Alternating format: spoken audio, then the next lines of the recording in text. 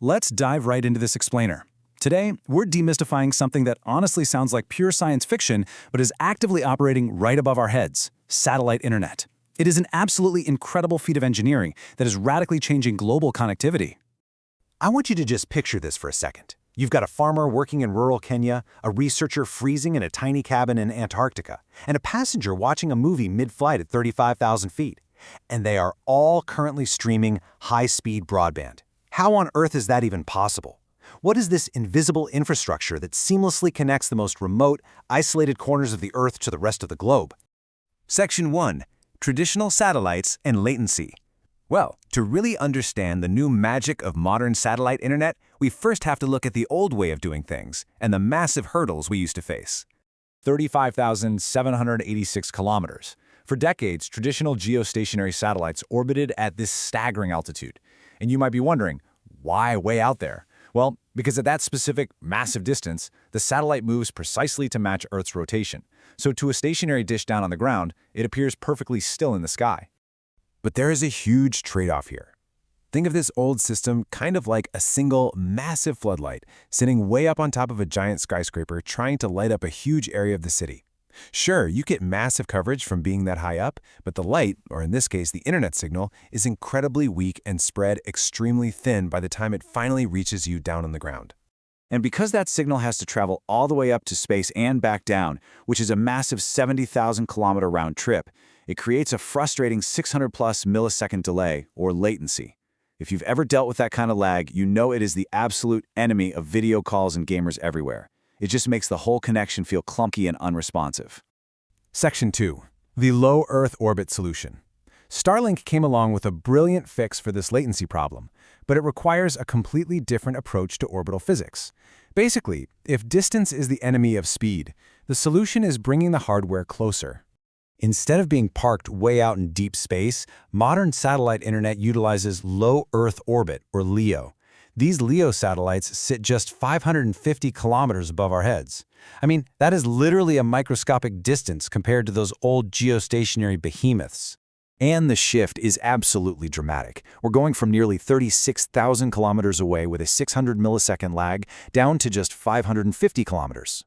By moving the hardware this close to Earth, latency drops to a snappy 20 to 40 milliseconds. Suddenly, satellite internet feels just as fast and responsive as the fiber optic cable running into your home. It's a real game changer. But, there's always a catch, right? Because these LEO satellites are so close to the Earth's gravitational pull, they can't just hover in one spot. To stay in orbit without crashing down, they have to move at an astonishing 27,000 kilometers per hour. At that speed, a single satellite completes a full lap around the entire planet every 90 minutes. So, how do you actually get a continuous signal? Because each satellite only covers a tiny area and is zipping by so incredibly fast, we have to change up our analogy. Imagine thousands of small flashlights zooming by on skateboards just above your head. As one speeds out of view, another instantly takes its place. To make this work, you need a massive constellation of over 6,000 satellites continuously handing off your internet connection seamlessly from one to the next. Section 3. The magic of phased arrays. Now, this introduces a pretty huge engineering challenge. How on earth does a stationary flat dish on your roof continuously track thousands of objects moving at 27,000 kilometers per hour? Think about keeping your head perfectly still, but rapidly moving just your eyes to track a flying bird zipping across the sky. The flat Starlink dish uses what's called a phased array antenna to do exactly this. Instead of physically rotating, software electronically steers the radio signal beam to track those fast-moving satellites. There are absolutely zero moving parts or motors inside the dish tracking the sky. It's entirely software-controlled. To make this invisible handshake happen, the dish uses specific frequency bands, the Q-band and K-band spectrums, to lock on. Though it is worth noting a limitation of the physics here. Heavy rain or thick snow can physically block these frequencies and cause the signal to temporarily degrade. It's a known issue in the industry called rain fade. So let's actually look at the complete journey of your data to see how the whole thing connects. Step 1. Your email or video request beams up from your dish. That's the uplink. Step 2. The moving satellite catches it and instantly relays it. Step 3. It beams that data straight down to a massive local ground station nearby.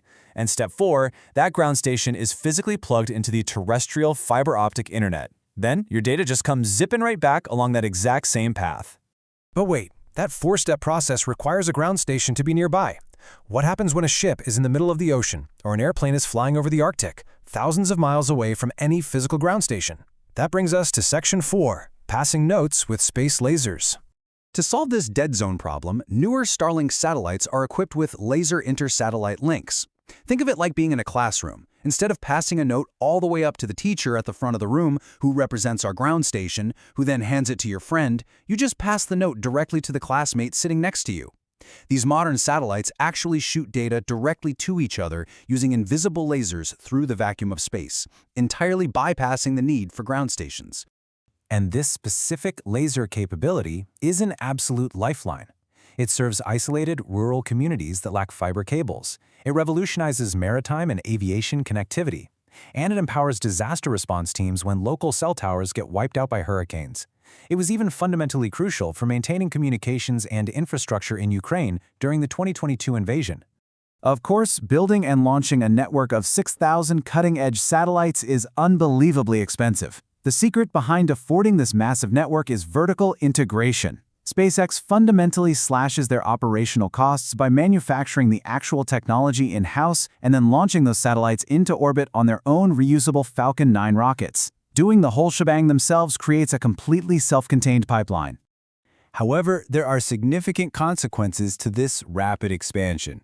Section 5, the future space traffic jam?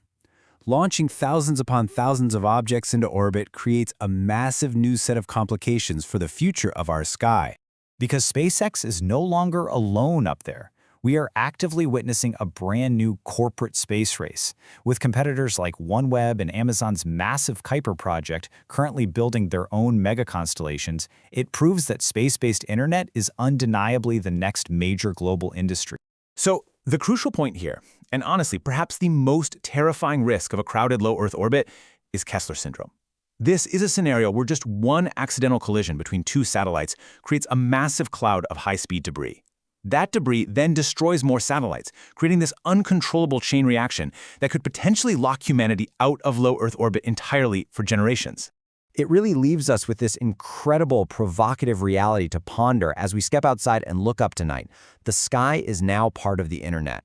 We have fundamentally transformed the stars above us into the ultimate global wireless router. I want you to think about how that changes our world, who controls that access, and what the long-term consequences of a crowded sky might be. Thank you so much for joining me on this explainer, and keep learning.